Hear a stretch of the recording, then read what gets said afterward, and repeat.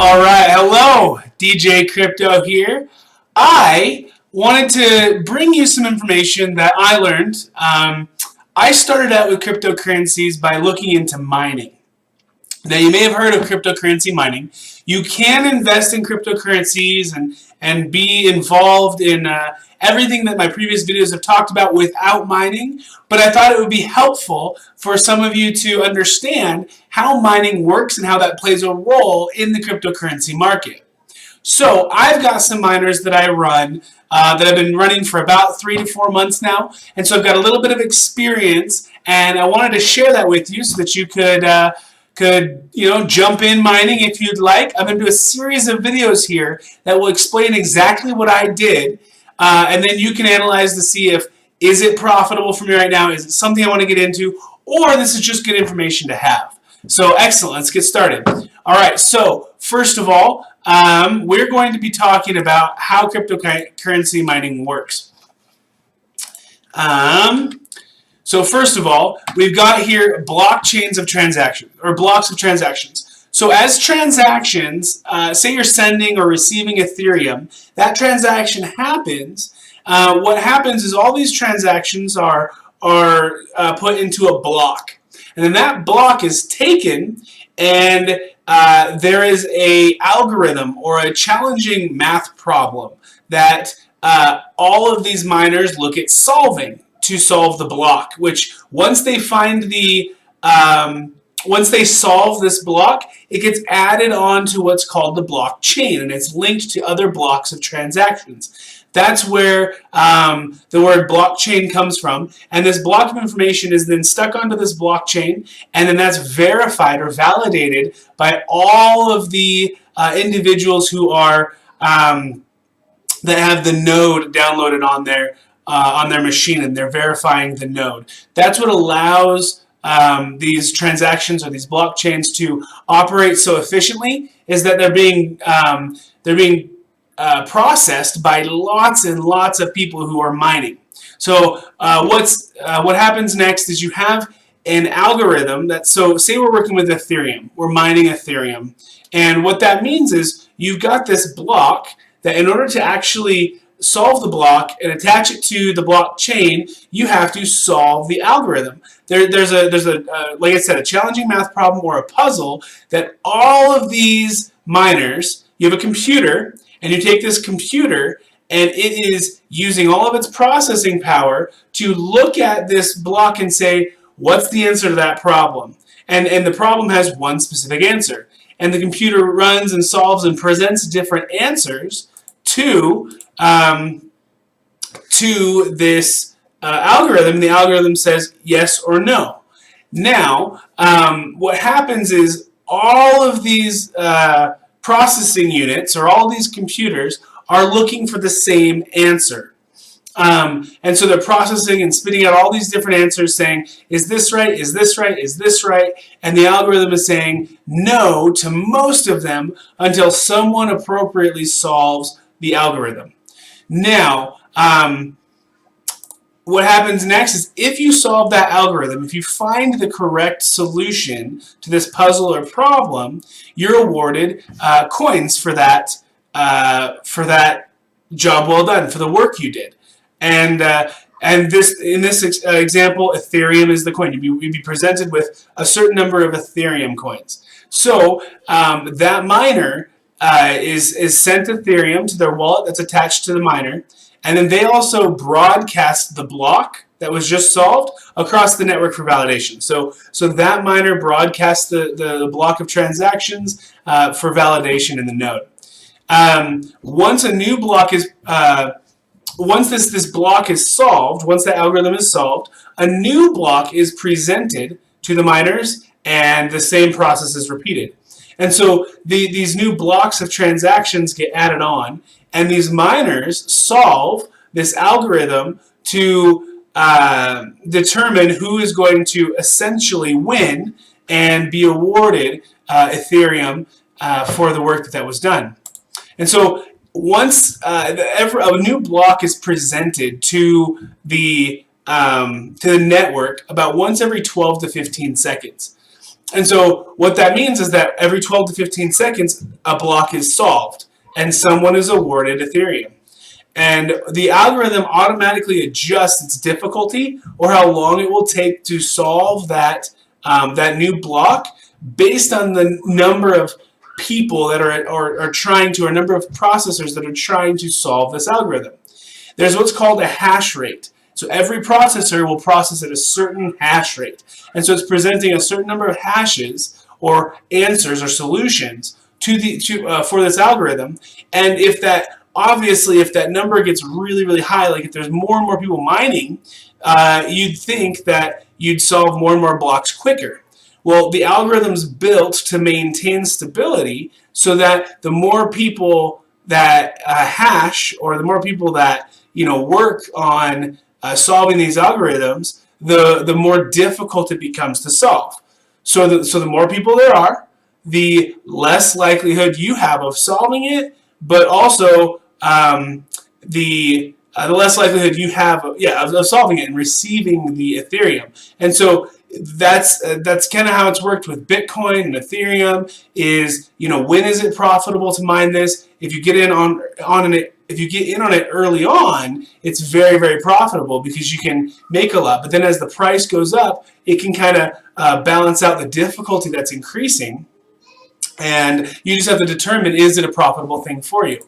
So this is a simple analogy for what I just explained. It's similar to finding a needle in a haystack. So if you've got a needle and a haystack, your computer or your processor is solving this algorithm, and it's presenting all of these, it's looking through all of these pieces of hay, looking for the needle or the target. And so here's a fun little cartoon. He says, "I found it. Congratulations! It only took you 65,298 seconds." Right? That's kind of what mining can feel like at times. But there's a solution to this. You're not out of luck. It's not that you cannot try mining, because there's two different types of mining. There's solo mining and pool mining. And so I'm going to talk to you about that next. So solo mining means exactly what it sounds like. You are mining by yourself. You could technically solo mine and never make a penny, never get an Ethereum. Because if you're consistently trying to find the needle in the haystack, and you never do because you're competing against these ginormous, behemoths who are running, thousands of rigs, and outnumbering you, 1,000 to 1 or 1,000,000 to 1, the odds of you finding that needle are so small. So solo mining is generally reserved for people who have, a really big risk tolerance, and they want to go out there and hopefully they win, and they win that lottery, and they get it. Or for those companies or big, Goliaths that have so much mining or hashing power that they can mine by themselves so that they earn that Ethereum reward more consistently. So here I'm gonna give you a couple pros and cons for each here. So solo mining it's more inconsistent, especially if you're going off and trying to start mining yourself. The chances of you winning and earning Ethereum are very, very small. There is definitely a higher payout if you win. If you solve the block, and you can earn anywhere from 12 to 25 to 50 Ethereum, depending on where it's at in its current difficulty, which that could be a really nice payout if you can, if you've got enough hashing power to make that happen. There's definitely greater risk involved with solo mining. And I'll explain what pool mining is here in just a moment. So pool mining is where it's essentially group mining, where someone says, hey, let's get together, let's all join forces, and we'll mine together. If there's 10,000 of us mining for the solution, and we disperse the earnings to everyone, we can get this thing more consistently. We can win more consistently. So that's what pool mining is. You put in your processing power into the pool.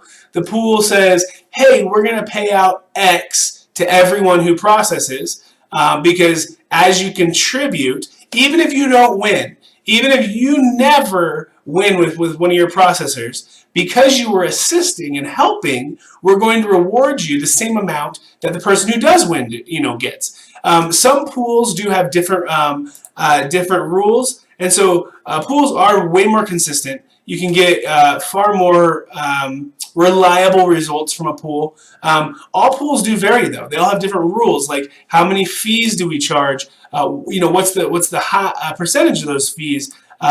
When do we pay out? When's our payout schedule for people who are earning Ethereum or whatever it is you're mining? What's their dependability? Is this pool dependable? Someone you can count on to actually deliver what they say they're going to deliver. And some pools aren't. Sometimes that happens where you're gonna get involved with something that just doesn't work out, and so you need to do your research. And in addition to this, pools have different rules too. Like if you actually win the target hash, you might get an extra reward, or are you going to get the same reward no matter what, which makes it far more consistent for you to mine with them. And then with pools, obviously, with all that explanation, there's reduced risk involved. And so, as someone who mines alone, I don't have a ginormous company and stuff to back me and to run all my machines off of. I pool mine. I join a pool, and so that my return is consistent. Even if I contribute very little, I can get a consistent return every day, so that I know what it is I'm earning. And so that's the difference between solo mining and pool mining, and hopefully that explanation gave you a better understanding of what mining is, of what cryptocurrency mining is. It can get sticky as far as all the information involved. It's taken me a long time to really learn it and put it into simple terms, but it's pretty simple in its core. This is essentially what mining is. There are different ways of earning coins. They have what's called proof of work and proof of stake. This is proof of work, what I just explained to you. Proof of work is a mining system where your actual work you put in from your processor is what rewards you with coin. Proof of stake is a little bit different. That's the more coin you own, you just earn some for being a holder of that coin. Kind of like a dividend from a stock that you're holding. You just earn a reward for holding it rather than actually putting in work or doing something to earn it there. And so those are just two different types of earning currencies dependent on the coin that you're working with. So again, hopefully this was helpful for you. I'm going to do more series of videos to get in depth on how my miners work, what I do to earn a little extra money on the side while mining, and I'll give you my layout completely. So if you have any questions, post in the comments below. If you've got any additional information that I missed or that you think would be helpful, please post it, and I'd love to get back to you. Thank you so much. DJ Crypto out.